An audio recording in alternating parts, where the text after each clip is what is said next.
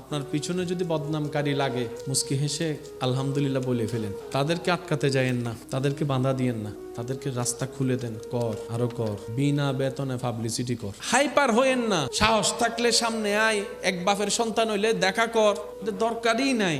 আল্লাহ আপনাকে বিনা যুদ্ধে জয় করতে চাচ্ছেন, আপনি কেন যুদ্ধ করে খামাকা শরীরে শক্তি নষ্ট করবেন? দরকার কি? ছেড়ে দেন না তাকে আপন হালতে। সে বদনাম করবে, আপনার গুনাহ নিবে। সে বদনাম করবে, নিজের সওয়াব আপনাকে দিবে। সে বদনাম করবে, আপনার প্রচার করবে। সে বদনাম করবে, আপনার নামটা যে জানে না তাকেও শোনাই দিবে। তো সে যখন বিনা বেতনে এমন কাজ করতে চাচ্ছে স্বইচ্ছায়, আবার অন্যদিকে ওয়াইলুল্লি কুল্লি হুমাজাতিল লুমাজা তার উপর আরপিত হবে, আপনার টেনশন কি?